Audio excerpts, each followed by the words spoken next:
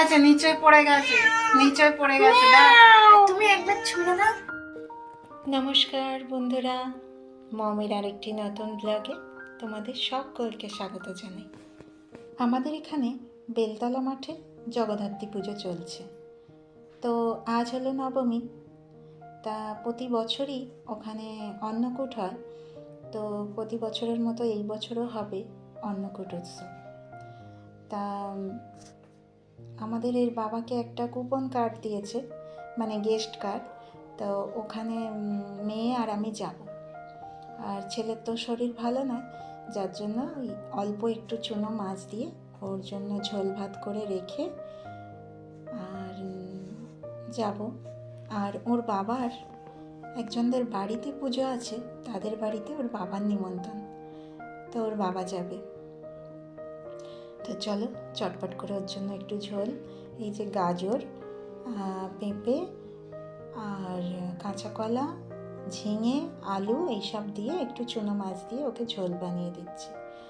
কারণ ওর তো এখন বেশি কিছু চলবে না, তো হালকা করে ঝোল বানিয়ে আর একটু ভাত করে দেব, ও খাবে।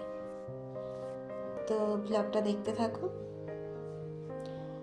বেলা এখন ওই 12টার মতো বাজে। চলে এসেছি ঠাকুরের দেখতে।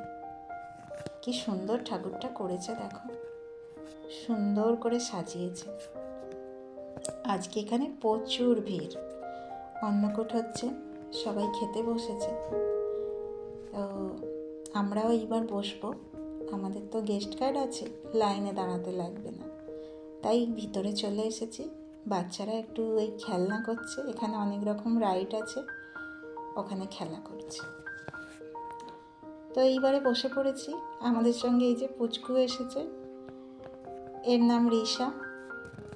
এর একটা বার্থডে পার্টি করেছিলাম ব্লগে, তোমরা চাইলে ওই ব্লগটাও দেখতে পারো। তো এই যে ওর মাও এসেছে, কিন্তু সে ঢুকতে পারেনি, লাইনে দাঁড়িয়ে আছে। ওকে নিয়ে আমি চলে এসেছি। তা আমরা বসে পড়েছি, এইবার শুধু প্রসাদ দেওয়ার পালা। প্রসাদ দেওয়া শুরু হয়ে গেছে। প্রথমেই দিয়েছে পোস্ত দিয়ে আলু ভাজা, তারপর ভাত, শুক্তো, ডাল, পটল আলুর তরকারি, আর শেষে দিচ্ছে টক,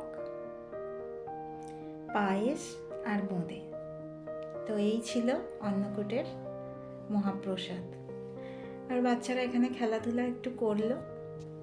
এরপর বাড়ি যাব, কারণ আজ তো রবিবার, নাচের ক্লাস থাকে, নাচের ক্লাস নিয়ে যাব।